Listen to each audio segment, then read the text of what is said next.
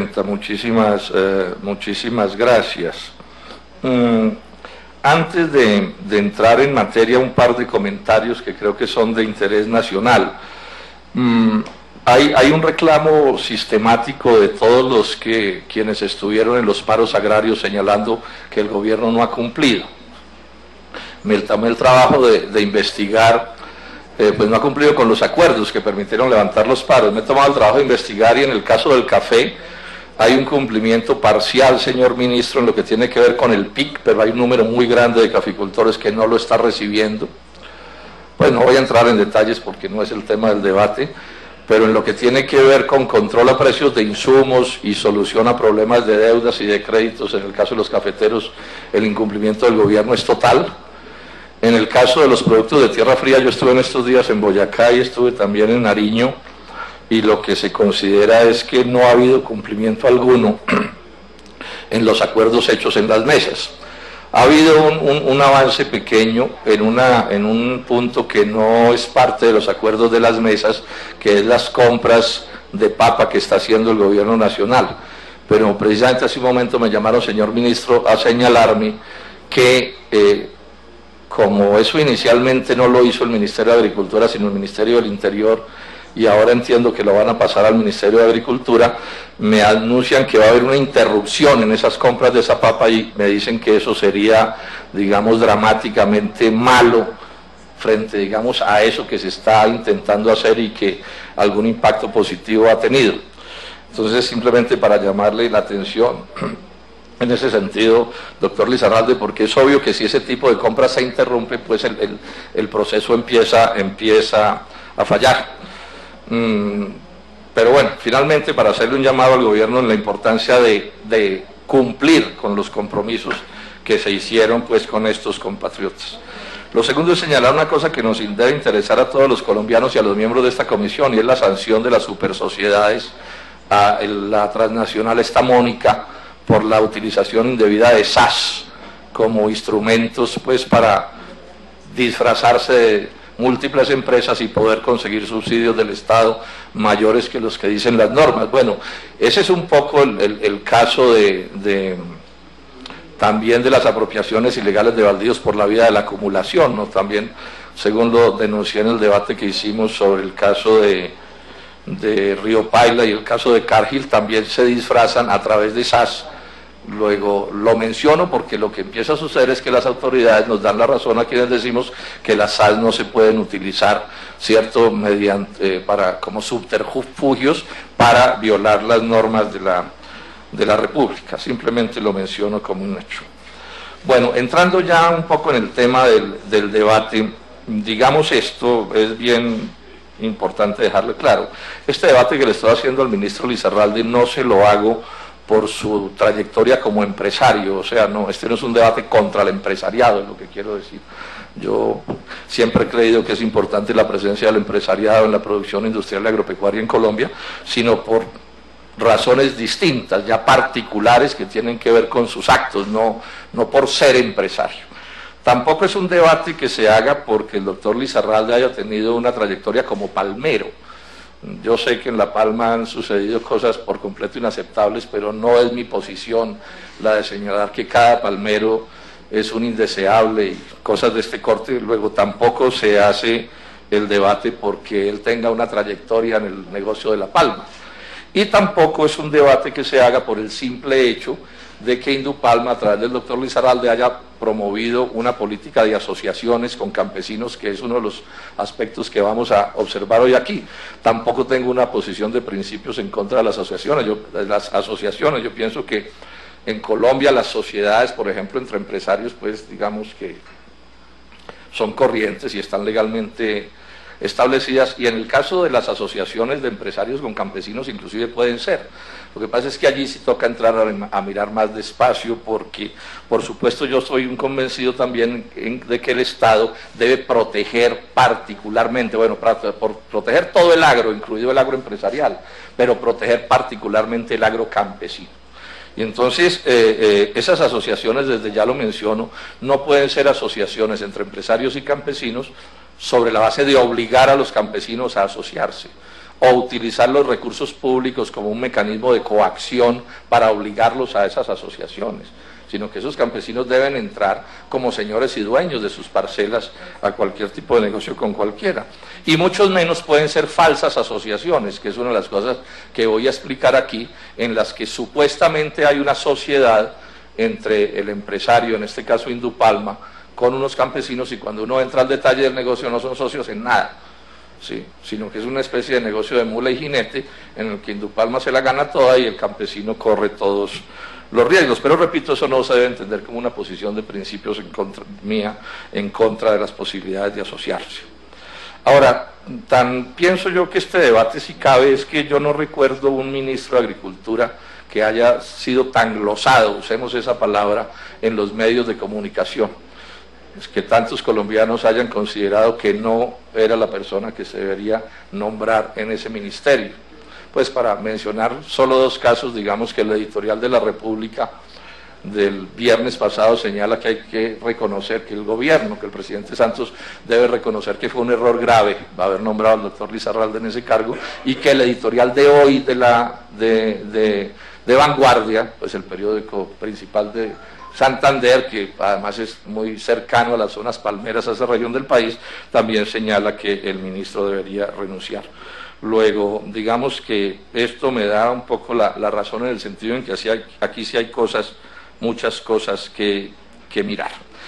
Y empiezo anotando un hecho, que es definitivamente un inicio muy en falso del doctor Lizarralde. No es que él empieza, sus primeros discursos fueron de descalificación absoluta a quienes han adelantado las luchas agrarias de estos años, descalificándolos de minorías y asusando incluso a la SAC para que de alguna manera la Sociedad de Agricultores de Colombia, digamos, fustigue o se vaya en contra de esos compatriotas que han venido haciendo esos reclamos. Me parece un muy mal inicio, porque es verdad que la SAC representa sectores del empresariado nacional, pero también es verdad que nadie puede decir que esa sea la única organización representativa del agro colombiano. Aquí hay miles de gentes del campo que están organizadas de otras maneras, y esas organizaciones deben ser tan respetadas como las que más.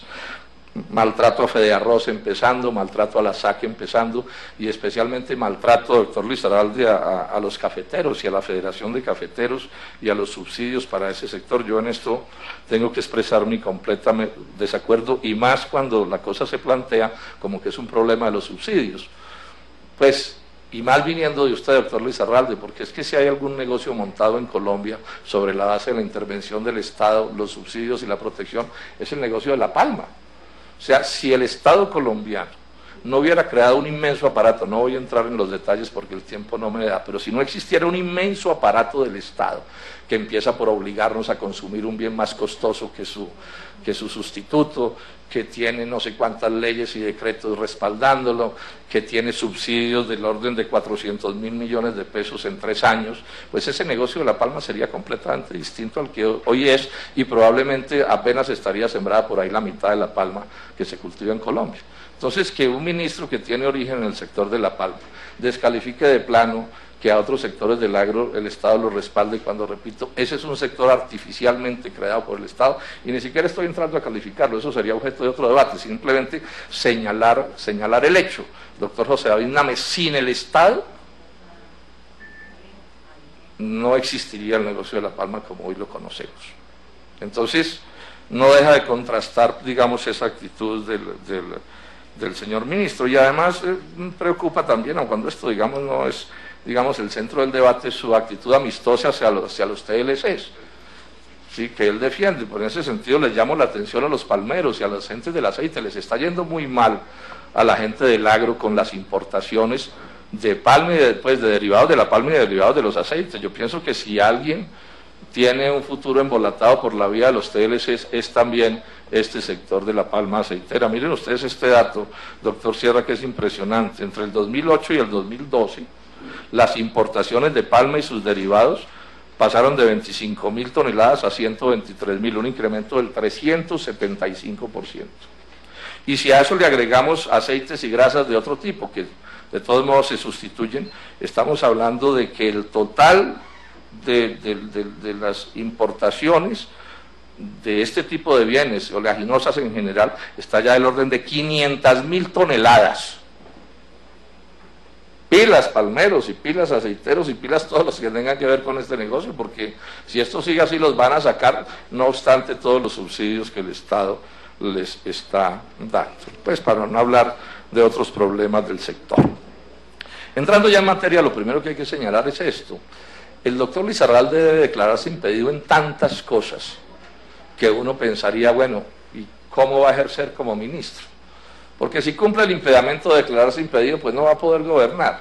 Y si lo que va a suceder al final es que van a poner un sustituto que sea un PLL del doctor Lizarralde, pues eso sería un desastre. Y por supuesto nadie podría estar de acuerdo con ese tipo de astucias. Es que el doctor Lizarralde está, digamos, bajo la influencia de la ley 1438 del 2011, que es precisa en señalar que quien en el año anterior haya sido gerente o miembro de junta directiva, de empresa, asociación, etcétera, tiene que declararse impedido para todo lo que tenga que ver con eso. Él ya se declaró impedido y el gobierno le aceptó el impedimento en palma, caucho y leche. O sea, una porción bastante grande del sector agropecuario, pero yo diría que esos impedimentos, doctor José David Name, son insuficientes. Le toca declararse impedido en más cosas. Yo le envié hace unos días, doctor Lizarralde, usted no me ha respondido, una carta en este sentido, pidiéndole que se declarara impedido.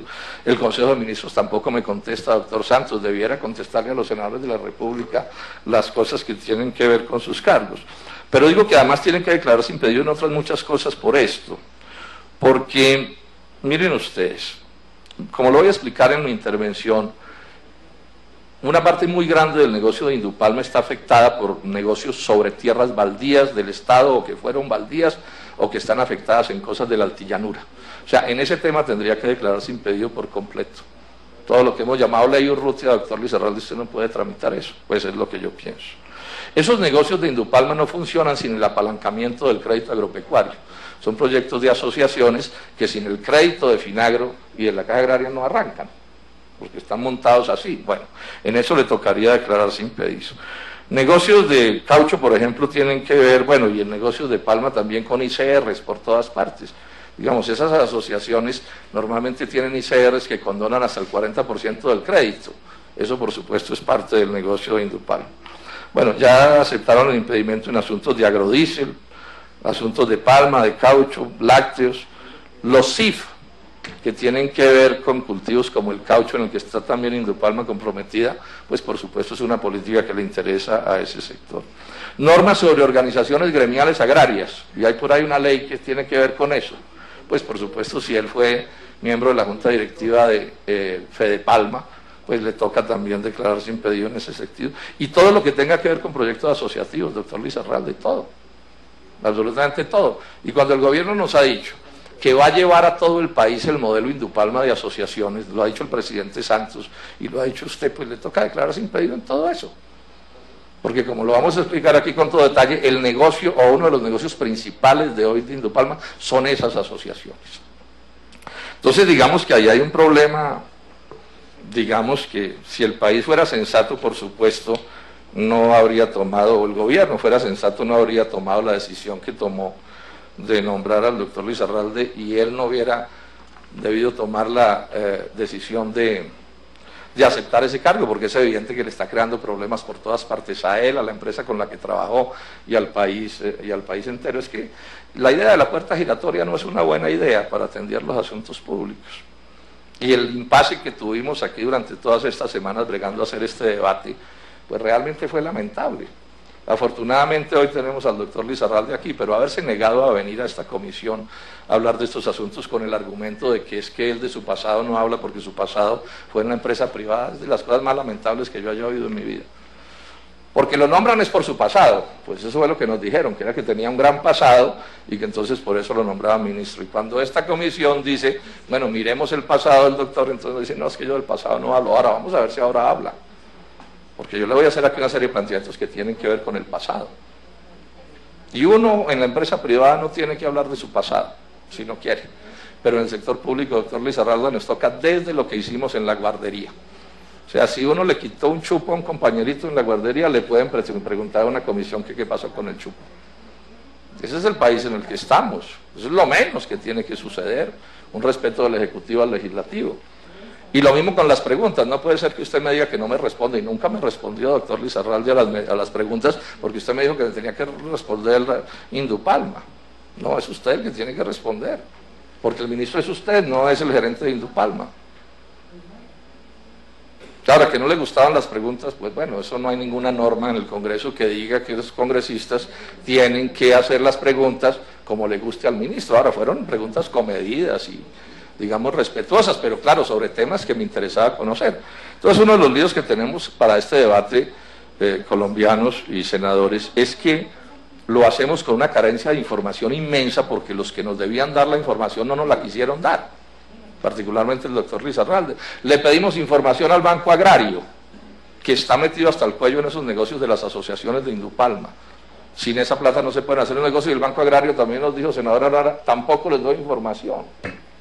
Entonces, ¿cómo es posible que una comisión del Senado, no el senador Robledo, es una comisión del Senado, es el Senado, no pueda mirarle la vida a los funcionarios del Estado y no pueda mirar cómo mueve una entidad pública como el Banco Agrario la plata del Estado? O que no podamos mirar cómo van los campesinos colombianos. Es que ese sí es un deber al que yo no voy a renunciar de ninguna manera, doctor Lizarralde, porque está en la Constitución y es de mis convicciones. ¿Qué le pasa a los campesinos en cada decisión pública en Colombia? Porque si no hay quien proteja a los campesinos, en general los empresarios no necesitan quien los proteja. Es más, sobran quien los proteja, desde el propio presidente de la República. Pero si alguien no mira la suerte de los campesinos, bueno, esas son las cosas que pasaron, hicieron digamos, difícil hacer este debate, pero bueno, ya se está haciendo y hagámoslo en las condiciones en que nos toque. ¿Cuáles son, digamos, un poco los pleitos fundamentales? Bueno, este anterior de los impedimentos, vamos a insistir en él, doctor Lizarralde. A usted le toca declararse impedido por mucho más que lo que se han declarado impedidos.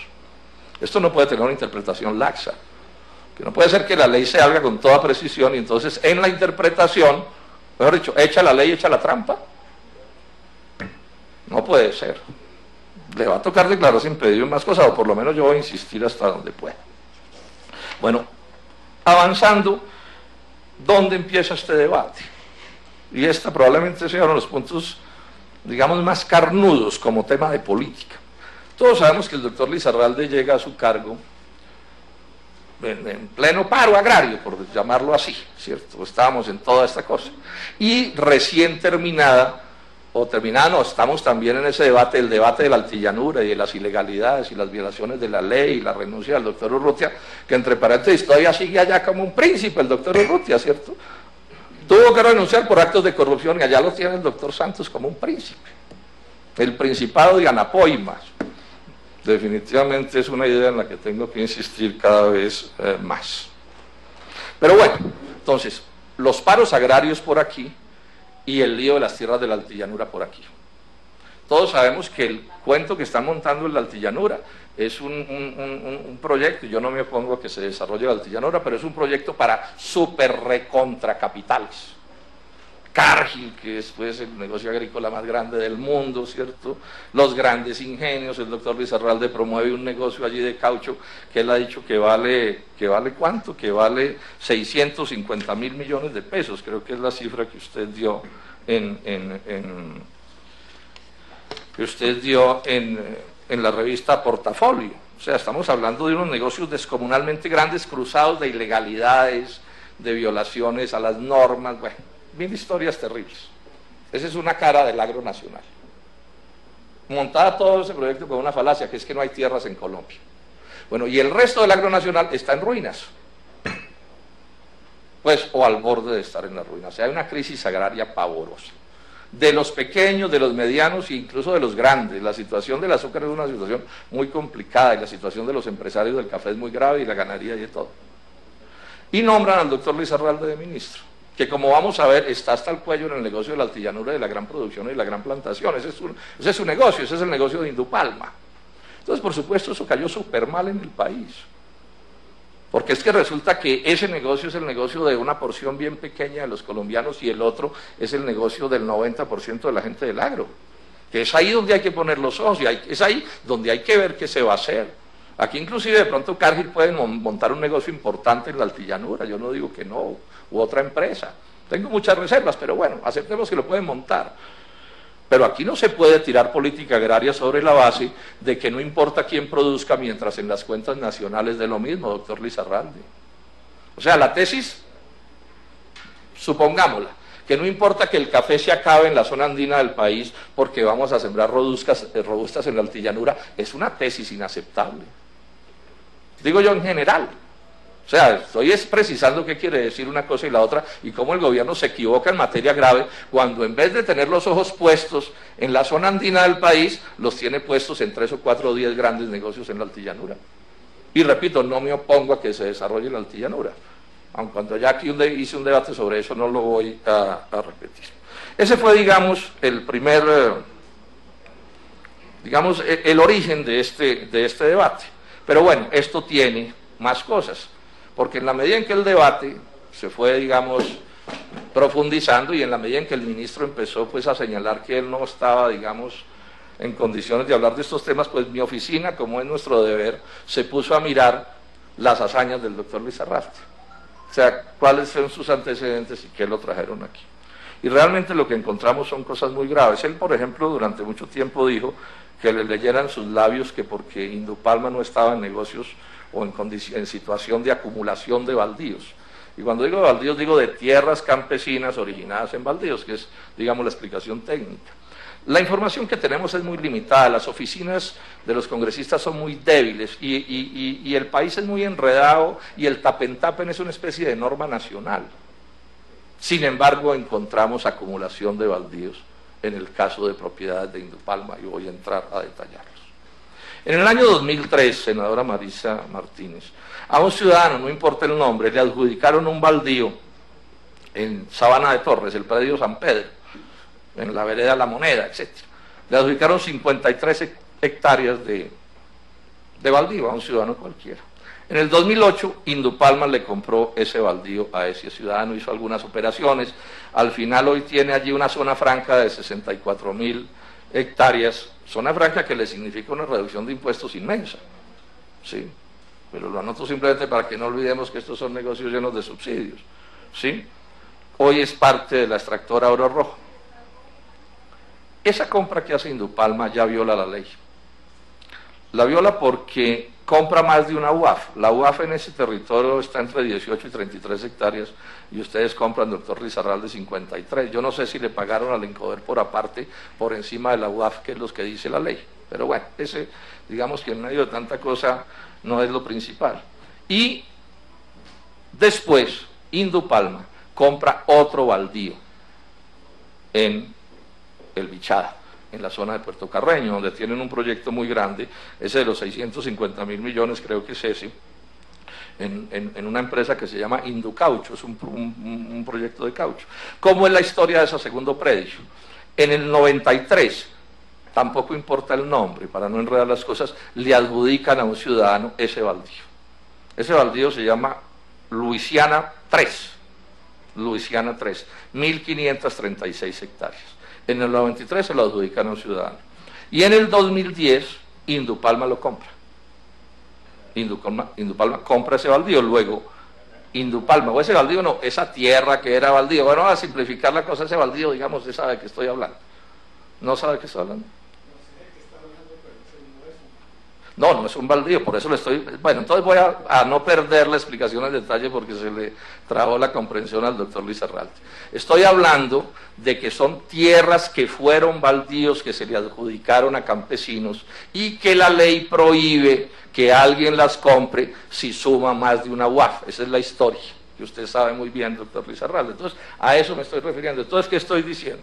Que Indupalma compra una de esas tierras originadas en baldíos, adjudicada a un campesino en el 2003 en Sabana de Torres. Ese es un baldío que compraron.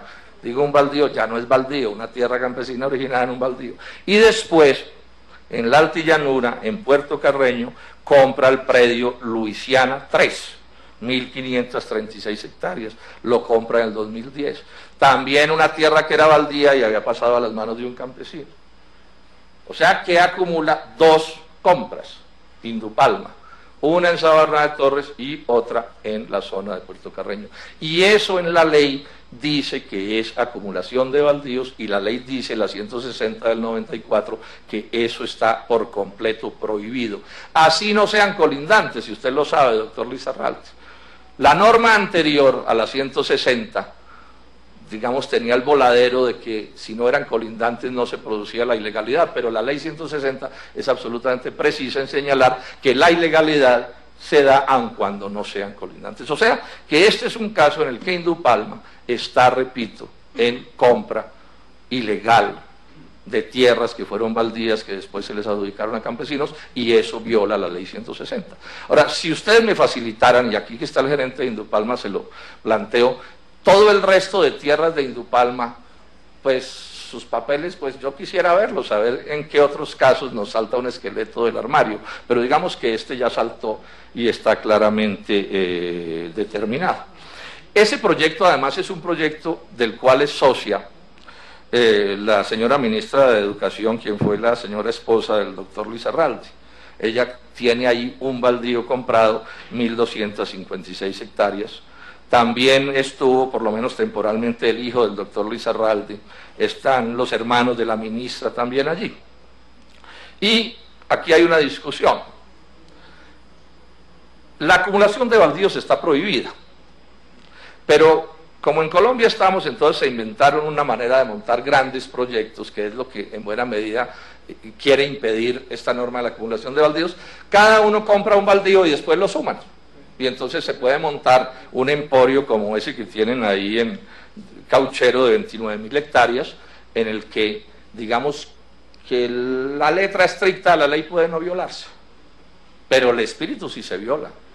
Y estas son cosas que los jueces tendrán que entrar a mirar, ¿sí? Porque es evidente que lo que deberían ser establecimientos productivos de 1.200, 1.500 hectáreas se vuelven de 30.000 o de 50.000 o de 100.000 o lo que sea. Pero bueno, digamos que ese es un problema del espíritu y de la norma, pero quiero aclarar el punto que es importante tenerlo en cuenta. La señora ministra de Educación hoy en Colombia puede no haber violado, eso lo aclararán los jueces y los abogados, la ley 160 de acumulación de baldíos, pero el espíritu de esa norma sí está violado. Y en política nos interesa el espíritu de las cosas, pues porque los debates son políticos. ¿Qué agro queremos? ¿Queremos agro con campesinos, con empresarios comunes y corrientes, etcétera? ¿O nos vamos a meter en el modelo Cargill, que es el modelo, pues, digamos, del capital financiero desarrollando el agro, y para afuera todos los demás? Pero bueno, además ahí, en ese mismo proyecto, doctor Lizarralde, del cual usted es gerente, si no estoy mal, de Indocaucho, hay otro caso, ese sí, de violación también de la letra de la acumulación de baldíos. Se trata de un señor Joaquín Umaña y otros, no sé si son de la familia o amigos de él, que compran dos predios ahí, Maracaná 2 y Maracaná 3, 1.224 hectáreas y 1.246 hectáreas. Ese es un caso típico de acumulación de baldíos ilegal.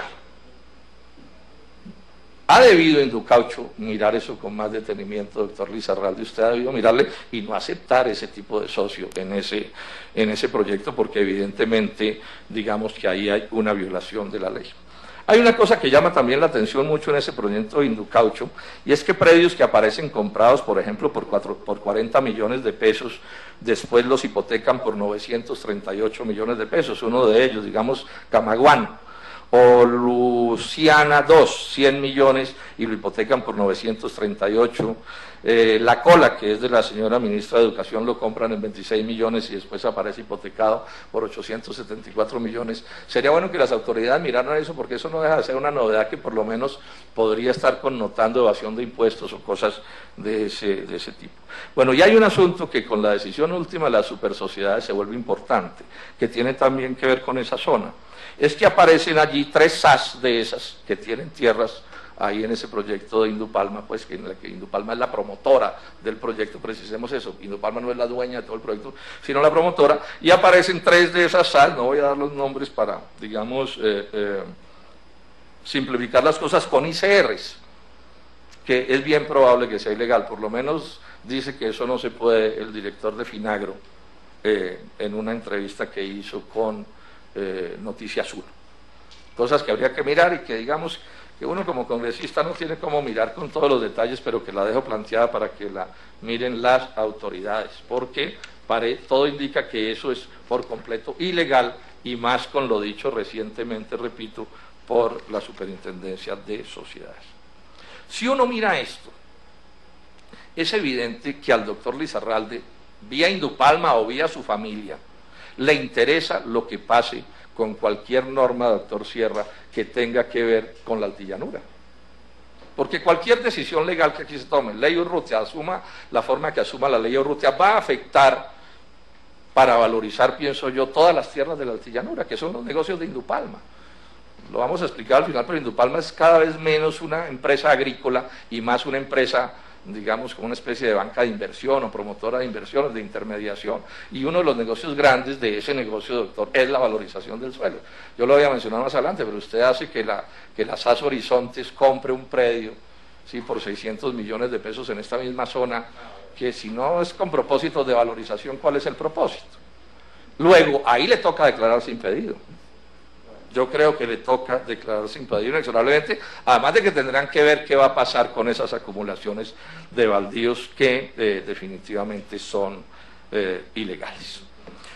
Miramos más cosas. Hubo una que yo inicialmente no puse los ojos mucho sobre ellas, pero que es de esos esqueletos que salta tan duro a la vista y que ha venido ganando importancia nacional, y yo creo que va a ganar importancia internacional. Tiene que ver con las relaciones laborales de Indupalma con sus obreros agrícolas. Indupalma es una empresa diversificada, pero digamos el negocio con el que empieza es ser una empresa que hace unas grandes plantaciones de palma en la zona de San Alberto, en el Cesar, ahí en esa zona del Magdalena Medio. Esas fueron empresas que se montaron sobre la base de trabajadores que eran empleados de la empresa. Por allá en el año 91 llega el doctor Lizarralde a trabajar a Indupalma como asesor externo. En el 92 empiezan los despidos masivos de trabajadores.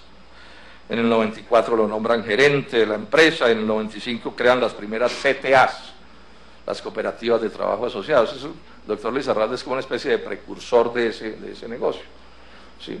CTAs que en el movimiento sindical en Colombia y en el mundo caen súper mal. Súper mal. Hoy el 82% de los trabajadores de Indupalma no aparecen como trabajadores directos de Indupalma, sino como tercerizados, que es el nombre que se le da a eso. Es decir, aparecen unas falsas cooperativas, ¿sí? O cooperativas cuyo propósito no es el cooperativismo, sino cuyo propósito es contratar trabajadores baratos para que no sean trabajadores de las grandes empresas, ¿sí? Y eso genera unas condiciones laborales absolutamente inaceptables. Y eso el movimiento sindical lo repudia, y lo ha repudiado siempre y lo seguirá repudiando. Porque decirle a una persona que trabaja 20 años en una plantación de Indupalma, que nunca trabajó con Indupalma, bueno, o en el banano, o en, no sé, en cualquier cosa. Y estamos hablando de las labores fundamentales, porque si se terceriza una labor, digamos, excepcional, bueno, eso son cosas que uno puede entender. Pero aquí estamos hablando es que el negocio es la tercerización, o sea, la ganancia sale de la tercerización. O sea, la ganancia sale de que esos trabajadores no puedan tener sindicato y no puedan luchar por mejores condiciones de vida y de trabajo. Dice el doctor Lizarralde en alguna parte que esas cooperativas son la pieza angular de la empresa en la actualidad. ¿Cuál es el problema? Que a los trabajadores, y yo soy solidario con los trabajadores, no les gusta que los pongan de pieza angular en negocios leoninos. Así de simple.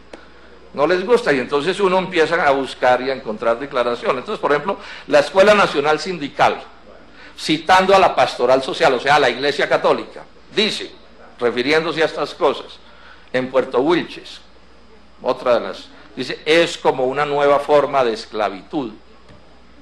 Entonces, por supuesto, pues a mí no me gustan ni las formas ni viejas ni nuevas de esclavitud, ¿sí? La CUT, la Central Unitaria de Trabajadores, sacó, en estos días ha sacado 2 pronunciamientos, y esto ya lo van a llevar, o ya está, digamos, en el mundo internacional del sindicalismo de los trabajadores. Dicen que el ministro trae tras de sí el lastre de ser un calificado enemigo de los sindicatos, de las libertades sindicales y de la formalización laboral. Su posición antisindical, la negativa a negociar con los sindicatos, la persecución en contra de los sindicalistas, la negativa abierta a formalizar el trabajo y la defensa a ultranza de las cooperativas, etcétera, etcétera, dicen ellos que lo descalifican a usted como ministro. Agregan esto que es extremadamente grave, ¿no? Y no estoy haciendo ninguna acusación, pero son hechos que están en torno a Indupalma y a la gerencia del doctor Luis Arralde.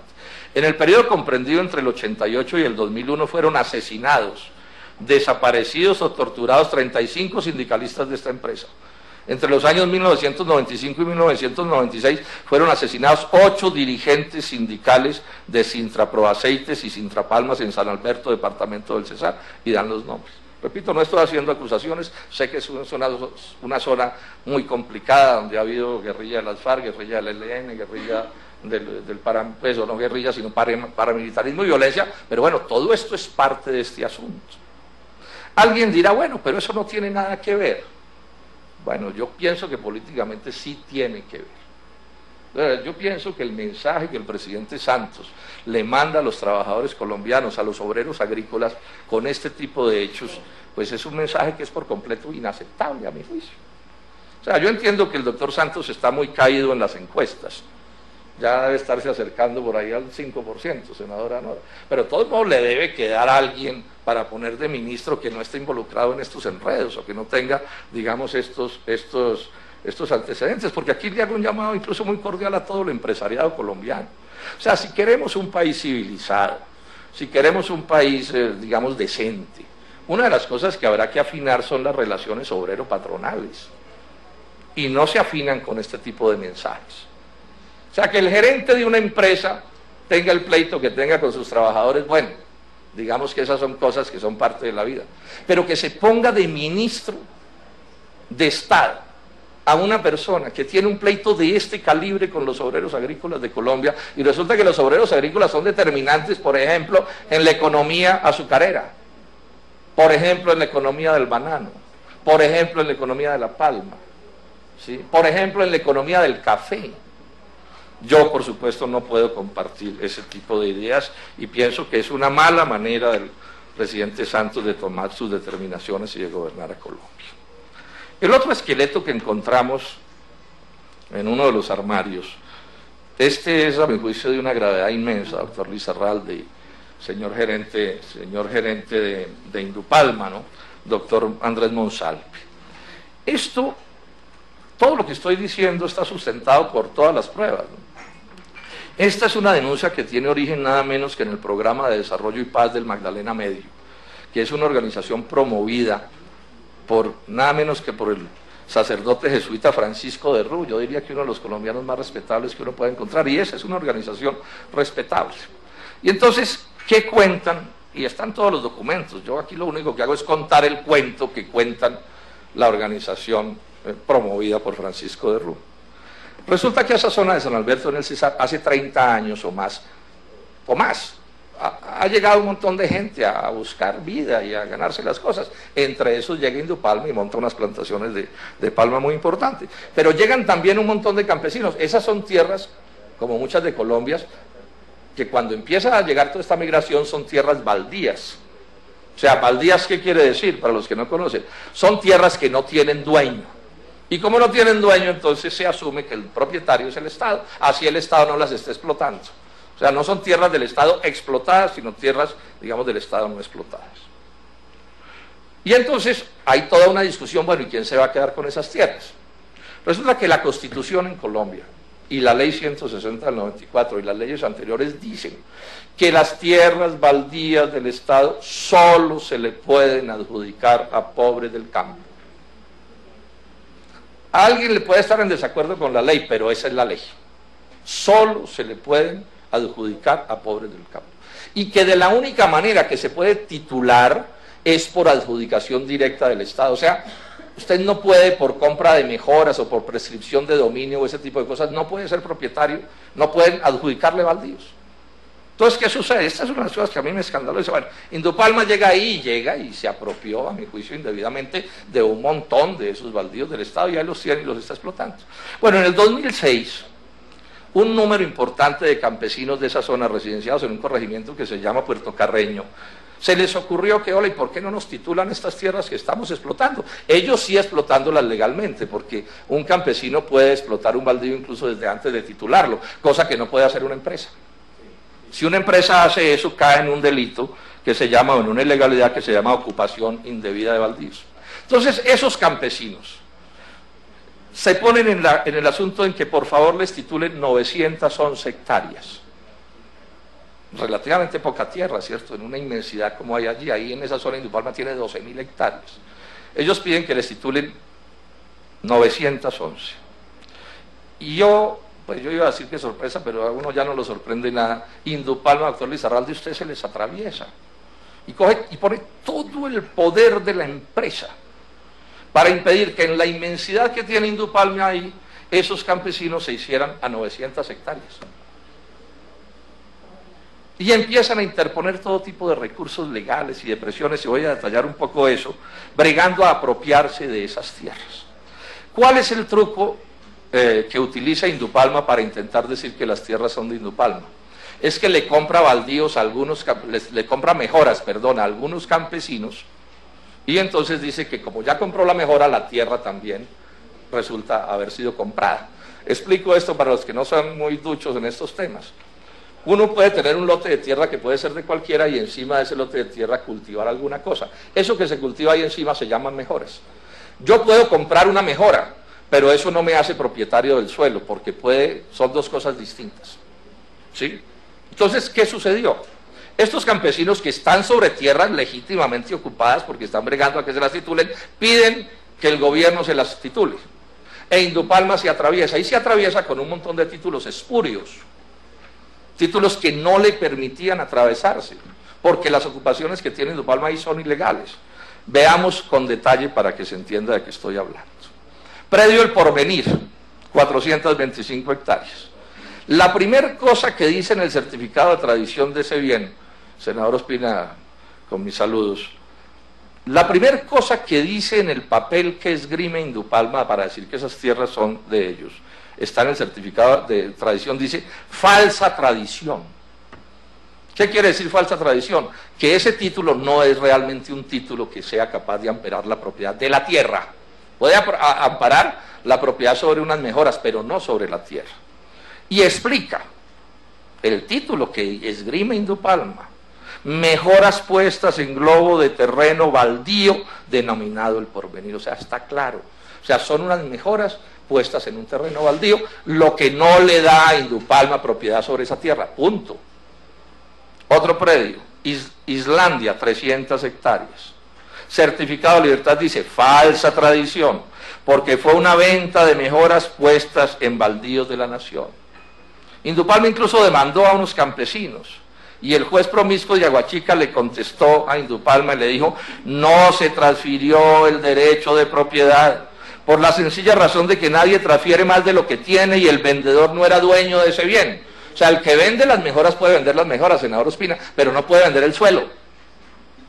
Y agrega, dice el juez, véase tal folio, entonces dice falsa tradición, venta de mejoras puestas en baldíos de la nación. Predio El Rubí, 311 hectáreas.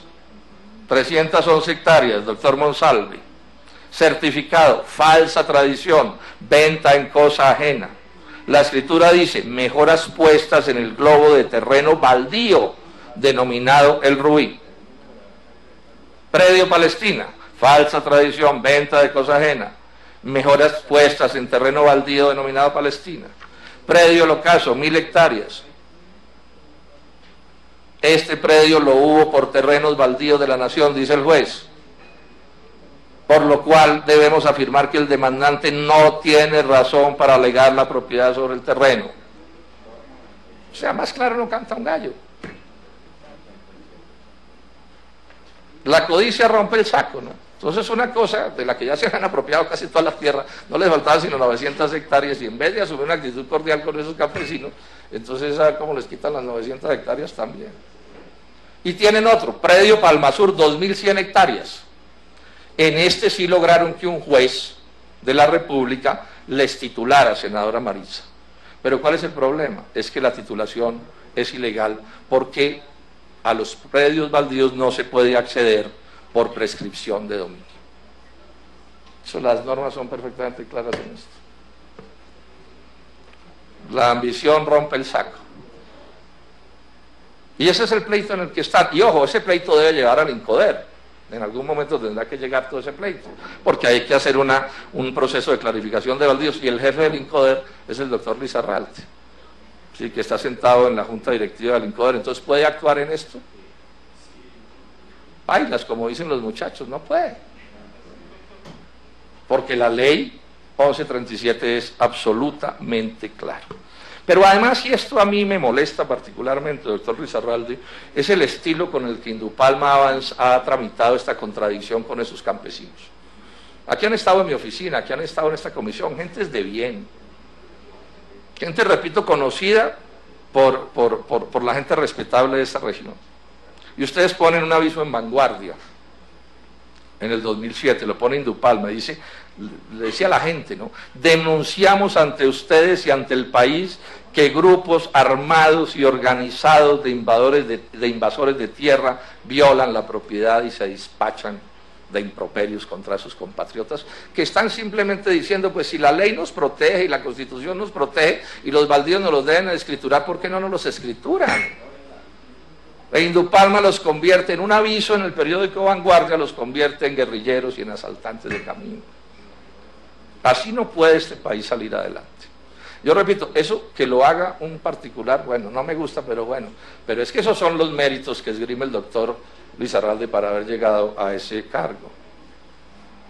Han construido esos campesinos de esa misma zona ahí en Puerto Carreño, hay un río, una quebrada que pasa por entre esos predios, porque esos predios son como de dálmata, no están regados.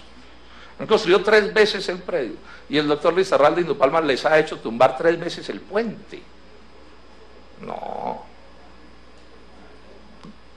La vía de Puerto Carreño a la troncal del Magdalena Medio terminó quedando por entre las plantaciones de Indupalma, pero bueno, esa es una vía pública. Y por ahí salen los del corregimiento de Puerto Carreño y salen estos campesinos que están litigando con Indupalma estos predios. Y resulta que se ha llegado al punto de poner retenes con gente armada de Indupalma sobre esa vía que es pública. No, eso no puede ser, eso es por completo, por supuesto, inaceptable en quien ejerce como ministro de Estado. El otro caso, y este es un caso documentado por la Defensoría del Pueblo. ¿Cuál es esta historia? Sabana de Torres, un predio que compra el INCODER para dárselos a 115 familias que habían sido desplazadas por la violencia. El INCODER decide que ese predio se los van a dar. Entonces, ¿cuál es la historia del predio?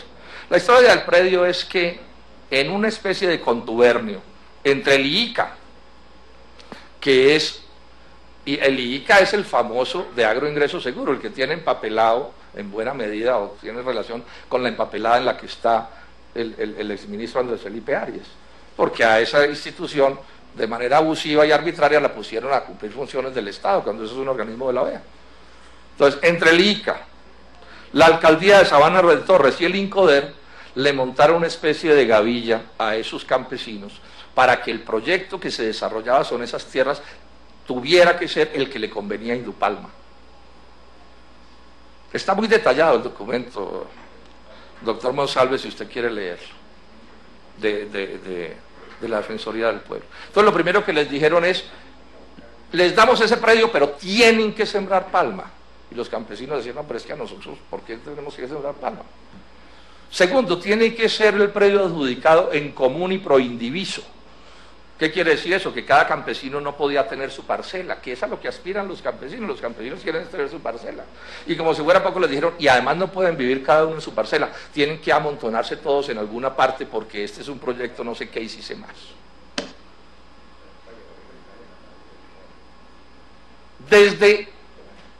Les dicen que el operador de ese proyecto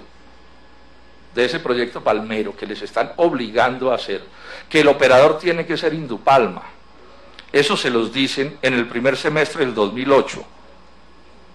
E Indupalma apenas presenta la propuesta en octubre del 2008. O sea, dice la Defensoría del Pueblo que todo el poder del Estado se puso para obligar a esos campesinos a asociarse con Indupalma y para nombrar a Indupalma como operadora, y ellos no querían. Y al final hicieron el acuerdo con otra empresa distinta, con Fundepalma. Pero no puede ser que se ponga el poder del Estado. Y les decían los del ICA, es que si no lo hacen con Indupalma, entonces la plata del gobierno nacional, los 692 millones de pesos de capital semilla, no se les entrega. Voy a leer textualmente lo que dice la Defensoría del Pueblo. Dice, según los manifestados por representantes de la comunidad, funcionarios del INCODER y del IICA trataron de imponer a Indupalma como el operador del proyecto de palma aceitera. Ante la negativa de la comunidad, presionaron en múltiples oportunidades a los beneficiarios, particularmente mediante el argumento de que la comunidad perdería los recursos asignados por el Estado para el proyecto si no firmaban el contrato con un operador antes de finalizar el 2008. La comunidad fue objeto de presiones por parte del alcalde municipal, quien claramente asumió una postura en favor de los intereses de Indupalma. No, a la gente no la pueden asociar a la brava. Ni pueden coger los recursos del Estado como un chantaje y decir, el que quiera 10 pesos del Estado se me asocia con fulano, no. Esto, repito, es una denuncia de la Defensoría del Pueblo. El otro caso que hay que mirar con detenimiento es el caso de las asociaciones ya con algún detalle. Vamos a mirar esto con algún detalle. En Colombia ya hay una especie de mito urbano que llaman que son las maravillas de las asociaciones de Indupalma, y el que se atreva a poner eso en duda queda pues como un mosco en la leche. Yo eso lo oigo decir desde hace rato, y cuando el doctor Risaralda lo contradicen se pone bravo y todo. Bueno, como estalló todo este escándalo, entonces yo dije en mi oficina, bueno, pues vamos a mirar en detalle a ver cómo es tanta maravilla, acordándome un poco el cuento del bobo de Manizales, que le intentaron regalar una paila inmensa de arequipe donde han caído un poco de cucarachas adentro la noche anterior, y el bobo del pueblo dijo, no, de eso tan bueno no dan tanto, ¿cierto? Y no recibió la paila. Entonces dije, bueno, vamos a mirar qué tan buenas son estas asociaciones. No tuvimos la información que quisiéramos tener, porque el ministro nos la negó y el Banco Agrario también, que hubiera podido ayudarnos en eso. Pero tuvimos la buena fortuna de que varios asociados, y digo, siempre que diga en este caso asociados y socios lo pongo entre comillas, nos facilitaron alguna información y pudimos conseguir información de un caso, de un solo caso en detalle, que es el caso de Copsabana. Es una cooperativa que queda en Sabana de Torres, son una cooperativa de palmeros. No voy a entrar en muchos detalles de cuántos son y no, porque eso yo creo que no vale la pena. Pero ¿cuál es la historia de esto?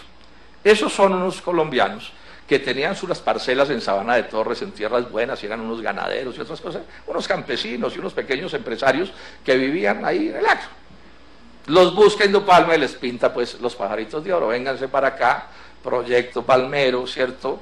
Está la plata del Banco Agrario para que haga el negocio, pues deuda garantizada con fondo de garantías, o sea, los subsidios del Estado se los ofrecen para engancharlos en el proyecto palmero.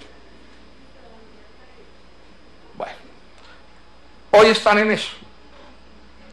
¿Cómo funciona el negocio? Yo quiero detenerme un poco, y senadora Marisa, usted me va a excusar que me detenga un poco, pero si el debate hoy en Colombia es que esto se debe aplicar en todo Colombia, que es lo que ha dicho el presidente Santos y el doctor Risaralda, lo menos es que le peguemos una buena mirada. Es más, yo quisiera que más adelante lo pudiéramos mirar otra vez con más datos. Porque si eso es bueno, pues que se haga, ¿cuál es mi problema? Pero si no es bueno, no se debe hacer, por supuesto. ¿Cómo funciona el asunto? Los campesinos ponen la tierra, el Banco Agrario les presta a ellos la plata. O sea, si el proyecto fracasa, ellos pierden las fincas. Todo el riesgo del proyecto, empiezo por decirlo desde ya, lo asumen esos campesinos, esos llamados asociados. O sea, si se pierde, si el negocio fracasa, pierden el crédito, pierden la tierra, ellos corren el lío si hay plagas, no hay plagas, bueno, todo el riesgo comercial del proyecto lo corren ellos. Bueno, ¿quién manda en el proyecto? Eso lo maneja una fiducia, en este caso Fidu Bogotá, que es la que tiene el gran poder sobre el proyecto. Todo lo que el proyecto produzca, por ejemplo, como ingresos, tienen que llegar a Fidu Bogotá. Y Fidu Bogotá maneja esa plata como se le da la gana. O sea, o no como se le da la gana, como está acordado. Entonces lo primero es que Fidu Bogotá paga el crédito, los costos del proyecto, la comisión de Indupalma, los honorarios del interventor, la comisión que cobra Fidu Bogotá, todos los costos, y si sobra alguna plata, a esos campesinos les queda una utilidad por ese proyecto. Vale. ¿Quién manda en el proyecto? Ese es un punto que es clave, porque ese es el problema de asociarse. Siempre en las asociaciones aparece una discusión, bueno, ¿quién manda? Pero estoy advirtiendo, Indupalma no está arriesgando ni un centavo en el proyecto, nada. Indupalma aparece como el ejecutor o el operador del proyecto, senadora Marisa. Y cuando uno mira los estatutos para quién tiene el poder de decidir, entonces aparecen dos organismos principales. Uno se llama el Comité Fiduciario. Entonces allí, Indupalma tiene 2 votos, los asociados tienen otros 2, y hay un quinto voto que es el que decide, que es el del interventor. Pero si ustedes miran con más detenimiento, resulta que Indupalma y Fidu Bogotá tienen poder de veto y en últimas ponen el interventor. O sea que los campesinos, los socios del proyecto, quedan sin ningún poder en el proyecto. O sea, el poder, los estatutos están reglados de forma tal que Indupalma es la que define qué se hace en el proyecto. Sus votos más el voto del interventor que lo pone Indupalma. Pero además Fidu Bogotá e Indupalma tienen poder de veto en el proyecto. Yo francamente les digo que yo a una sociedad así no entraría. Pues sobre todo porque Indupalma no pone ni un peso. Indupalma va a ganar simplemente por operar, va a cobrar una comisión por operar. Bueno, ya hay otro comité que es el comité técnico, que es la misma cosa. 2 de Indupalma más el interventor, que en últimas es nombrado por Indupalma, hacen 3/5 y deciden cómo se les da la gana. Y deciden cómo se les da la gana es que contratan todo. Contratan las obras de riego, contratan la ingeniería que haya que contratar, compran los insumos, hacen lo que quieran. O sea, si Indupalma quiere tumbar, como se dice coloquialmente a esos asociados, los tumba hasta el alma. Si quiere hacerlo. Así está diseñado el negocio. Y yo con este detalle que es importante, no puede haber negocio de palma de aceite sin extractora, porque la palma produce los frutos, pero los frutos hay que, digamos, a los frutos hay que sacarles el aceite. ¿Saben de quién es la extractora? Adivinen. De Indupalma. Sí. En lo que hubieran podido asociarse Indupalma con los campesinos, que habían podido asociarse, ¿por qué no? No se asocian. Ahora, ¿quién fija el precio? ¿Quién fija el precio de la palma que compra la extractora de Indupalma? Lo fija, dice la norma, será el precio del aceite crudo observado en el mercado nacional para la zona central, el cual es publicado mensualmente por Fedepalma, de la que no son parte, pues, o por lo menos parte determinante de los campesinos. ¿Y saben quién tiene silla en la junta directiva de Fedepalma? El doctor Lizarralde. Y hay denuncias de los campesinos, no voy a entrar en detalle, que dicen que la extractora de Indupalma para este proyecto les está comprando la almendra a menos de lo que la compran otras extractoras.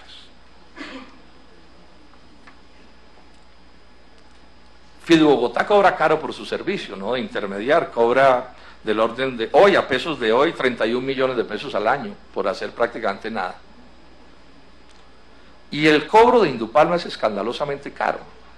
Indupalma cobra es una comisión. Entonces, durante los 3 primeros años, que es el montaje del proyecto, cobra el 14% del total de la inversión, no de la utilidad ni de nada, del total de la inversión. Y hacia adelante cobra el 8% sobre las ventas brutas del proyecto, haya utilidades o no haya utilidades en el proyecto. Esto es tan alto que el propio Rudolf Gómez en un artículo en El Tiempo lo glosó y dijo, eso está muy alto. Y para darles una idea de que si es bien alto, miren ustedes, esto es comparable con las utilidades con respecto a los ingresos operacionales de las empresas, esta comisión que se está cobrando. Bueno, Manuelita tiene utilidades sobre ingresos operacionales del 5.4%, Almacén Éxito del 4.7%, Río Paila del 4.6%, Indupalma en sus otros negocios del 2%, Terpel del 1.2%, e Indupalma cobra como utilidad del proyecto, ¿cierto?, cobra el 8%. Ese, por supuesto, es un negocio en el que el Estado no debería auspiciar, porque es contrario a los intereses de los campesinos. Los socios tienen que venderle la fruta a Indupalma. En este proyecto hubo una rebelión, porque los campesinos se desesperaron por lo mal que le han ido y terminaron en un pleito con el doctor Lizarralde. Lo vimos en la televisión, que el doctor Lizarralde tampoco es que los trate pues como muy asociados, que digamos, ¿Sí? Sí, Marisa, ya estoy terminando. Pero le había advertido que me iba a demorar un poco, ¿sí? Porque estas cosas yo pienso que los detalles son bien importantes.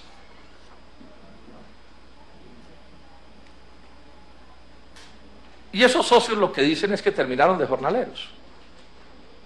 ¿Qué es lo que sucede? O sea, ¿en qué terminaron estos socios? Los socios terminaron en un negocio en el que su ingreso y su único ingreso en la práctica ha sido el ingreso de los jornales que les están pagando como jornaleros. Entonces, el ministro dice, sí, pero se han ido volviendo propietarios de esas tierras y de ese negocio. Sí, pero si ese negocio no renta, y ahora vamos a mirar que no renta, entonces ¿en qué consiste el negocio de esos jornaleros? Dice uno de esos campesinos, dice, éramos pobres y pasamos a limosneros.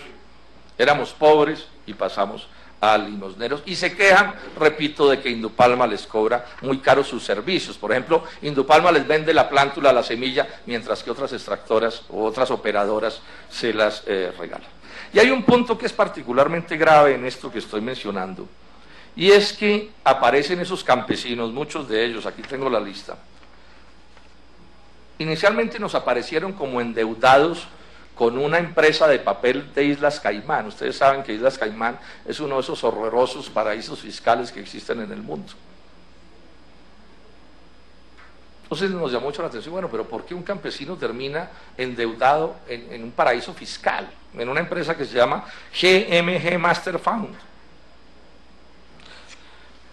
Pero después descubrimos una cosa que es más grave, está en las escrituras de estos campesinos, las tienen hipotecadas ante esa firma de Islas Caimán, que nadie sabe de quién es ni qué es lo que hace, ni sabemos a qué plata está prestando, a qué interés está prestando, y resulta que esas tierras están hipotecadas para respaldar deudas que estén contraídas o que llegare a contraer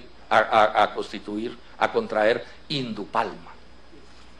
O sea, los pobres de este negocio terminaron hipotecando sus tierras para respaldar deudas que no sabemos de qué son, de Indupalma, en un paraíso fiscal, en Islas Caimán. Yo entiendo que estas cosas suceden en los negocios de la empresa privada, pero es que aquí estamos hablando de un ministro de Estado. Pero miren ustedes detalles, ¿no? La hipoteca la firman esos campesinos, que la firman sin saber que estaban firmando. Imagínense ustedes cómo son esos negocios. Unos textos que no los entiendo ni yo. Las firman el 18 de mayo y GMG se registra en Islas Caimán el 25 de mayo, o sea, a la semana siguiente. Y entonces yo le pregunto al ministro que de quién es GMG y cuál es el negocio, y él se pone bravo conmigo, que por qué yo le pregunto sobre esas cosas. Pero resulta que es la vida de nuestros campesinos y es la plata del Estado, porque esta hipoteca queda pesando sobre la hipoteca que esos campesinos tienen contraída con el Banco Agrario por los 7.000 primeros millones de pesos. Hay otros casos de otra asociación de estas, que es el Palmar. Sobre esta se ha hecho mucho ruido, ¿no? Esta es una empresa en que el presidente Santos aparece entregándole los títulos a esos campesinos, porque este es un caso, digamos, distinto. El campesino no aparece, digamos, aportando la tierra, sino que un banco le presta para comprar la tierra y le prestan para montar el cultivo y le dan ICR de 40%. Bueno, lo montan en el negocio al campesino. No tenemos todos los detalles que yo quisiera tener. Yo quisiera tener el doctor Lizarralde y ojalá usted los entregara doctor Monsalve, los detalles de esto, para que miremos esto con toda seriedad, de qué es de lo que se tratan estos negocios. Pero bueno, sí está clara una cosa, el presidente Santos sale en un acto en la televisión diciendo, les acabamos de entregar los títulos a estos campesinos. Y cuando uno mira en la fotografía no les están entregando los títulos, sino un papelito en el que el doctor Lizarralde les dice que son dueños de esos predios. Pero entonces en mi oficina fueron a mirar qué sucedía, doctor Lizarralde, y resulta que la última anotación que aparece en los certificados de libertad de tradición de esos predios es del 2001. Cuando Megabanco le entregó esos predios a Fiducolombia, en ese caso. O sea, hace 8 días, esos predios no son de esos campesinos. Y además aparecen con unas cuentas que tampoco dan, ¿no? Entonces el presidente Santos dice que esos predios valen a 300 millones, o esos predios no, esos derechos, porque eso terminó en una SAS, de la cual es gerente el doctor Lizarralde. O sea, esa empresa ya terminó convertida en una SAS, de la cual es gerente el doctor Luis Arralde, y esa SAS, doctora Marisa, tiene contratado como operador del proyecto a Indupalma, que es otra vez el doctor Luis Arralde. Entonces yo me pregunto, ¿pero esto cómo es?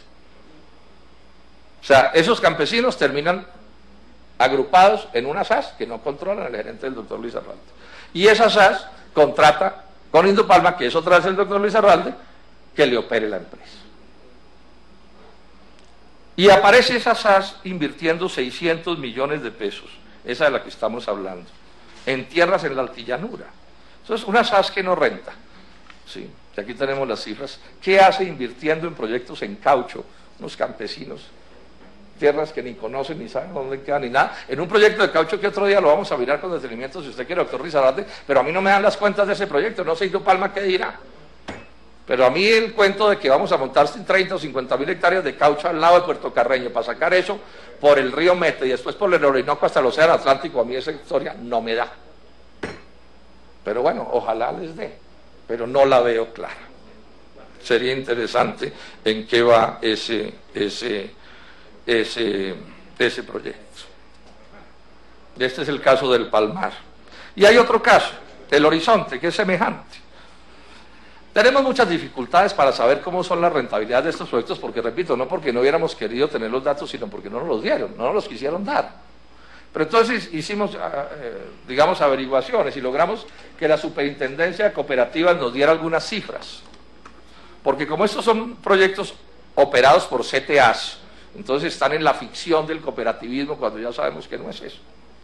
Bueno, después de operaciones que se hicieron en mi oficina, resulta que el proyecto El Palmar, entre el 2003 y el 2011, tuvo utilidades promedio, y estoy sumando las utilidades de las cooperativas que supuestamente lo constituyen, del orden de 2.927.000 pesos al año promedio.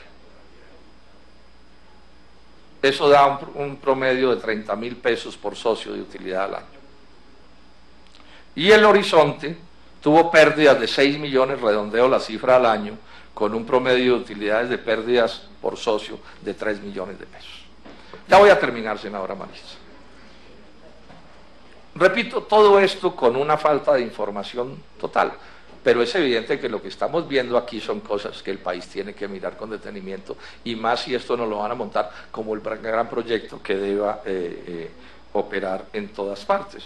El presidente Santos ya ha dicho que este es el modelo que se va a implantar en todo el país. Él dijo, este esquema tiene que replicarse en todos los departamentos donde podamos generar e iniciar este tipo de proyectos.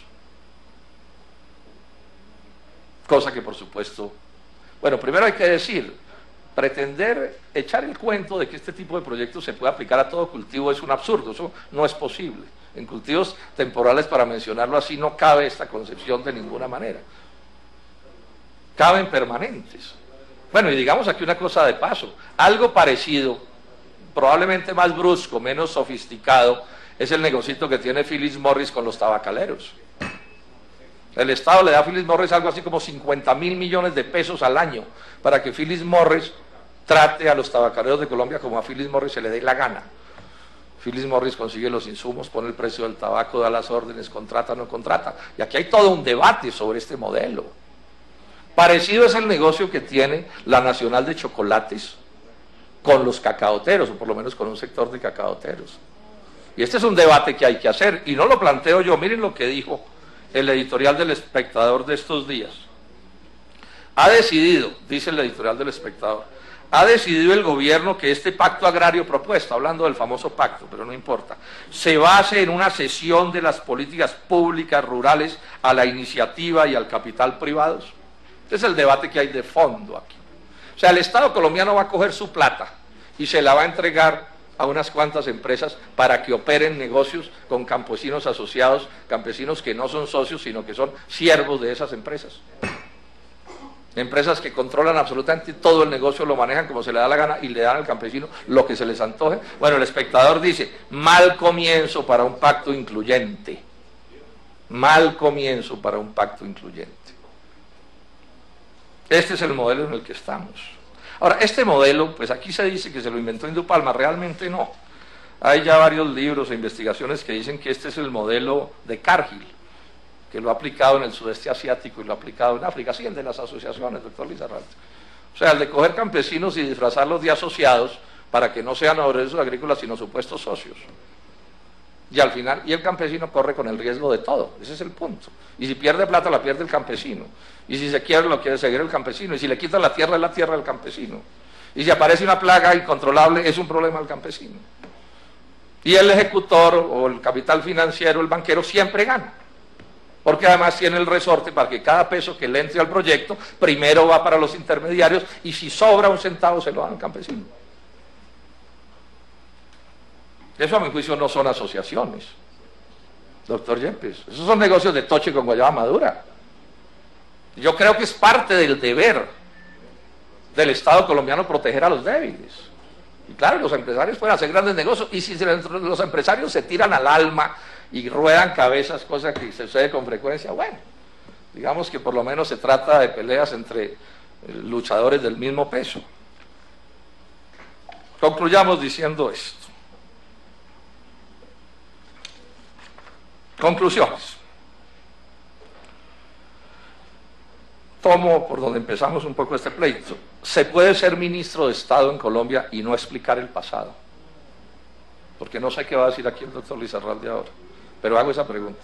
¿Se puede ser ministro de Estado, bueno, o alcalde, o gobernador, o inspector de policía, congresista, y no rendir cuentas sobre el pasado? Yo creo que no.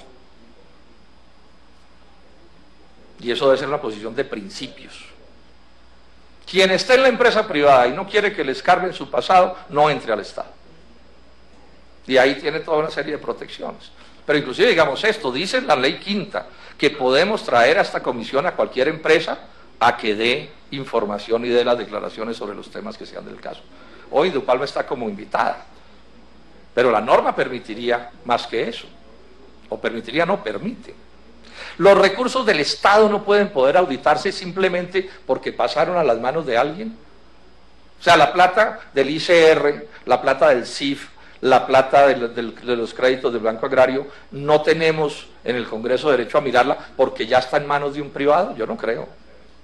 Porque si esa plata se pierde, ¿quién la pierde? El Estado, o sea, los contribuyentes, los colombianos. Tenemos derecho a mirar si se está invirtiendo bien o regular o mal.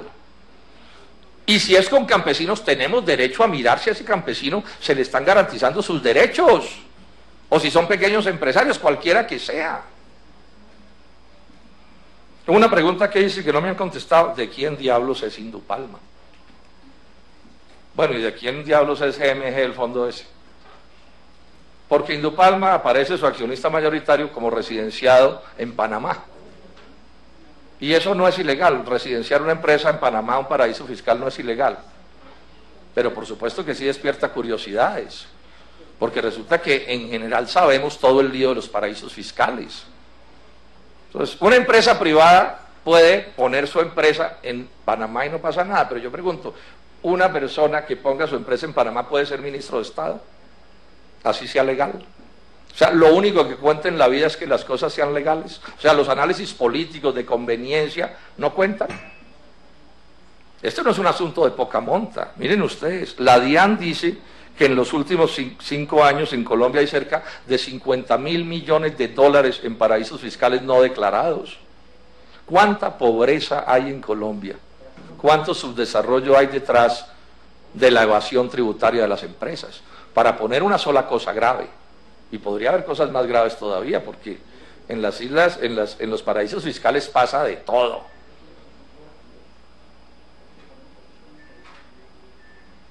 Campesinos respaldando créditos de Indupalma en Islas Caimán a una empresa de papel. Esa no es una empresa realmente, eso es una casilla postal. O sea, ustedes no pueden ir a Islas Caimán a golpear en alguna puerta y decir: oiga, el doctor de GMG que vinimos a preguntar. No, eso no existe. ¿Cómo es el modelo de Indupalma de asociación? Lo voy a resumir ya para terminar. Es un negocio apalancado con recursos públicos. O sea, sin los recursos públicos y sin los subsidios del Estado, el negocio no se puede montar. Ese es el gancho. Sí, claro, porque si ya me dan un crédito subsidiado y a mí me dicen: no, pero es que con un ICR le condeno el 40%, pues eso es una carnada que pica cualquiera. Todo el riesgo agrario, financiero y comercial lo corren los supuestos asociados, o sea, los pobres del negocio, los campesinos. Indupalma somete legalmente a los asociados. Esto me parece particularmente grave, porque Indupalma no arriesga un peso, pero toma todas las determinaciones y todas las decisiones, y estatutaria y legalmente organizó las cosas así. Indupalma en últimas opera como se le antoja, porque el interventor lo pone Indupalma. Indupalma cobra muy caro, carísimo por operar. No había cuenta que está en cero riesgo. Indupalma se queda con la ganancia industrial, en la que ahí sí de pronto hubiera podido asociar a esos campesinos, e impone los precios y las condiciones. Y aquí recuerdo a alguien que yo conocí hace muchos años en la costa antes de llegar al Senado, un palmero importante que me dijo: senador, es que yo pierdo plata en el cultivo y gano plata en la extractora. Yo creo que este es el secreto de esta operación, doctor Lizarralde. En el cultivo pierden plata o no les va bien, ni siquiera con CTAs, y entonces el negocio es pasarse al negocio de la intermediación, al negocio de la extractora. Y están en el derecho de pasarse para donde quieran, Indupalma y los que estén en estos negocios, pero el problema es que no puede ser llevándose de calle a los campesinos. Y los socios terminan convertidos en jornaleros. Ustedes miran el diálogo del doctor Lizarralde, no lo quise poner aquí por razones de tiempo, pero en la televisión ha circulado mucho. Ese diálogo súper agresivo del doctor Lizarralde con uno de sus supuestos asociados, y a uno lo que le queda claro es que son jornaleros. ¿Sí?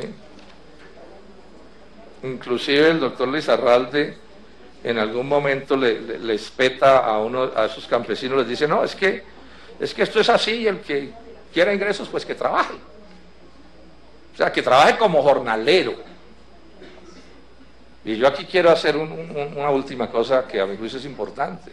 O sea, una de las gracias de ser campesino es que el campesino es señor y dueño de su parcela. En ese sentido equiparable a un empresario. Esa es la gracia de ser jornalero, esa es la gracia de ser campesino, esa es la diferencia entre el campesino y el jornalero. Entonces, cuando un campesino se convierte en un jornalero, eso lo debemos aplaudir. Puede ser una teoría aplaudirlo, pero hay un debate que hay que hacer. Entonces yo cojo a un campesino y lo asocio, y el tipo pasa de ser un hombre libre inclusive hasta para quebrarse, porque es que ese es un derecho que si lo tienen los empresarios, ¿por qué no lo pueden tener los jornaleros? Y de pronto de no trabajar el lunes, punto. Eso se lo despojan al campesino en este tipo de negocios de los que estamos hablando. Yo creo que esa no es una buena figura. Ahora, que haya jornaleros también, con todas las garantías, etcétera, etcétera, pero no convirtamos a cada campesino en un obrero agrícola, y menos en este tipo de negocios. Los campesinos deben ser protegidos en Colombia. Colombia se está equivocando en materia gravísima cuando no entiende la potencialidad de la economía campesina, pero campesina de verdad. Campesinos incluso asociados entre ellos, pero asociados de verdad, como señores y dueños, como se asocian los empresarios.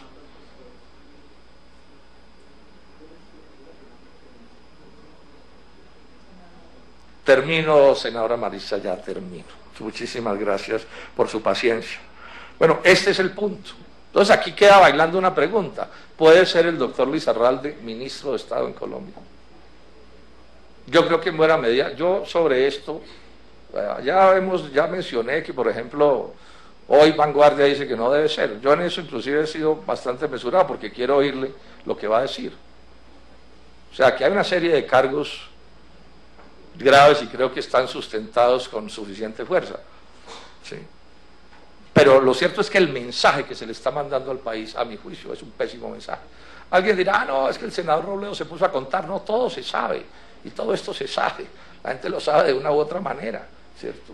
Y si lo que queremos es un país donde haya empresarios, haya campesinos, haya obreros agrícolas con condiciones, un país sin violencia, un país que opere como debería operar, un país medianamente civilizado, yo creo que el mensaje que está mandando el gobierno es horrible.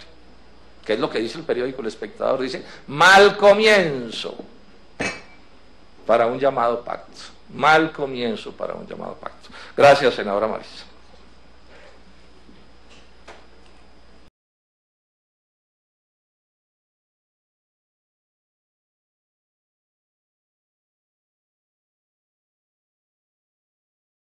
Sí, muchas gracias, señora presidenta. Yo voy a hacer un esfuerzo por ser muy breve y acotar pues varias cosas rápidamente, ¿no? Lo primero es señalar que efectivamente el señor ministro sí se negó a venir a esta comisión. Esto no es un invento del senador Robledo. Ahí está la carta que le dirigió a la comisión, esta es la tercera citación que se hace. Y en ese sentido, pues en torno a eso, a ese hecho, pues se hicieron comentarios que a mi juicio cabían, porque yo sigo pensando que uno tiene que responder por sus actos, haya estado en la empresa privada o haya estado donde haya estado. Lo segundo es esto, señor ministro, yo quiero enfatizar que sí hay acumulación de baldíos por parte de Indupal. O sea, el predio de Sabana de Torres más el predio del Bichada da acumulación ilegal de baldíos, o sea, viola artículo 72 de la ley 160 del 94. Usted dice que no y da una argumentación que es la misma que ha dado Carlos Urrutia o los abogados de Carlos Urrutia, que es decir que porque la fecha no sé qué, y no voy a entrar en ese detalle porque no tiene sentido, pero en resumen es lo mismo. Entonces usted dice que porque ese predio se adjudicó antes del 94 no le cabe la ley 160, yo creo que sí le cabe, yo creo que sí le cabe.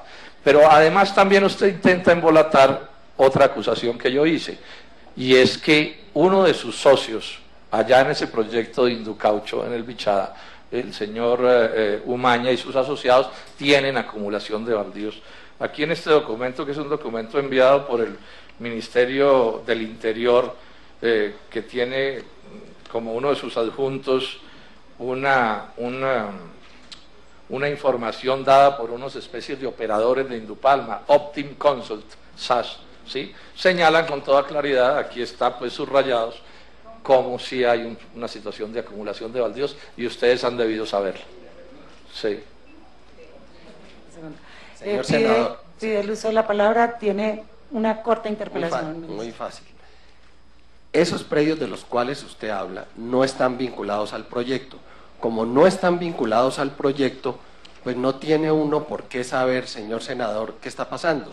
De modo que yo sobre eso pues no le puedo opinar, porque esos predios no están vinculados al proyecto. Yo lamento decirle que la información que tengo aquí en la mano, donde se adjunta ese listado de esos predios, es firmado por una señora que se llama Janet Angulo Mejía, es dirigida al ministro del Interior y dice que está... le ruego me certifique que los predios para el establecimiento de cultivos de caucho de la empresa Indupalma, inclusive los presenta como si fueran de Indupalma. Ahora yo sé que hay una imprecisión porque son asociados de Indupalma en ese proyecto de Inducaucho, pero repito, salvo que usted me entregue papeles distintos, aquí hay prueba reina de que ese señor que está acumulando baldíos sí hace parte de ese proyecto de Inducaucho ahí en Puerto Carreño, y lo tengo con certificaciones absolutamente oficiales. Pero al punto al que quiero llegar es este alegato que usted acaba de hacer, que yo no acepto en el sentido en que la fecha lo exonera de la acumulación, es prueba reina de que usted tiene que declararse impedido en todos los temas de baldíos. Porque es obvio que si usted tramita aquí una ley, pues va a afectar de una u otra manera este asunto de la acumulación de baldíos.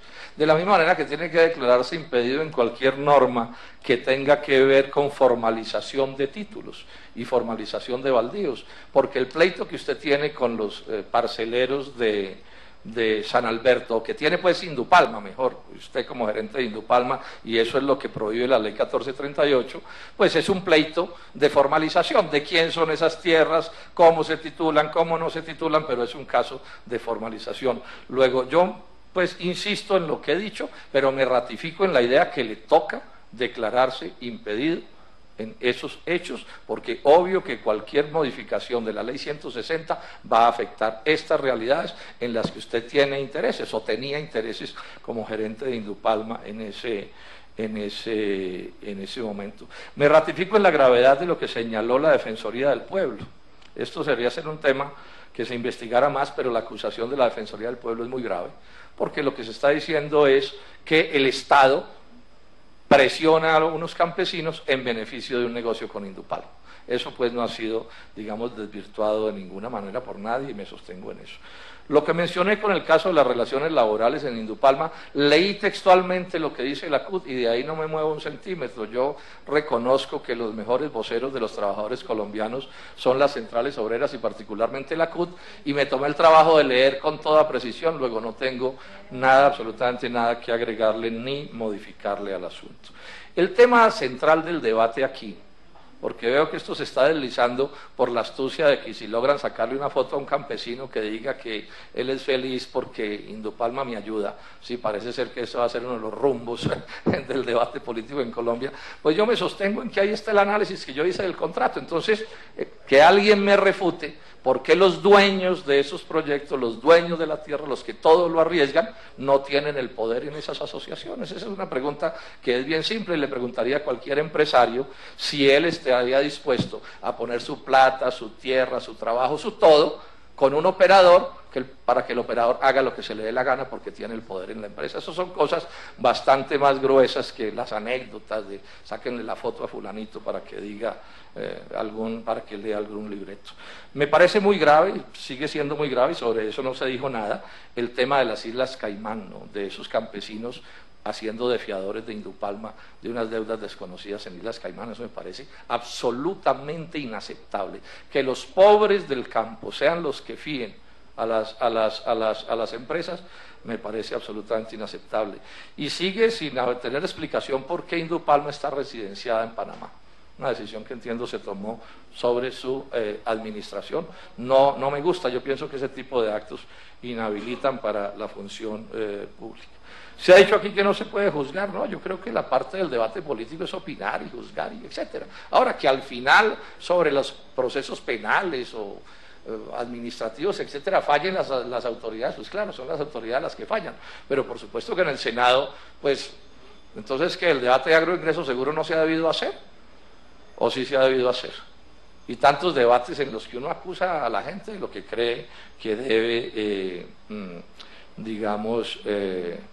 acusar. En ese sentido, pues, no me muevo de ninguna de las afirmaciones que he hecho. Ahora, se me intenta descalificar con un ataque, pues, al aire de que es que yo soy de una determinada vertiente política. Bueno, eso, pues, llevamos 100 años manejando esto a punta de trapos de colores y no me sorprenden ese tipo de comportamientos. Pero yo sí les pediría a quienes recurren a ese estilo que le mermaran un poquito a la soberbia, ¿no?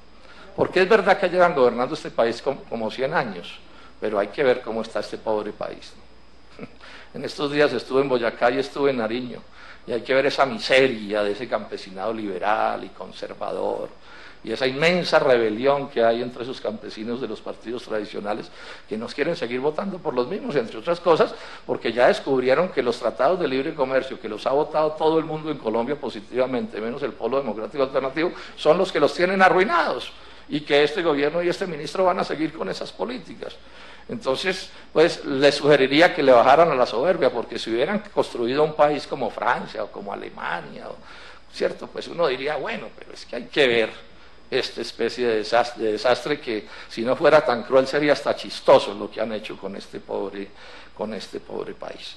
Por último, decir esto, yo había esperado oír las explicaciones del ministro Lizarralde, pero yo definitivamente ya en este momento pues tomo la decisión de solicitarle la renuncia al señor ministro. Yo creo que el ministro no debe ser ministro de Estado. No debe ser ministro por dos razones. Una es de índole política que tienen que ver con su pasado, ya he explicado todo lo que he dicho aquí, ¿cierto? Ahí hay cosas gravísimas que lo ponen en contradicción con sectores muy amplios de la sociedad colombiana, con el campesinado, con los trabajadores agrícolas, con mucha gente, ¿cierto? Hay cantidad de cosas de extrema gravedad, inclusive de ilegalidad. Eso solo, a mi juicio, debe inhabilitarlo como ministro de Estado. Pero hay otro hecho y es el de las inhabilidades. Es evidente que si no se inhabilitan todas esas cosas, pues va a violar la ley 1438. Ahora, a mí no me sorprendería que el Consejo de Ministros lo eximiera de la inhabilidad.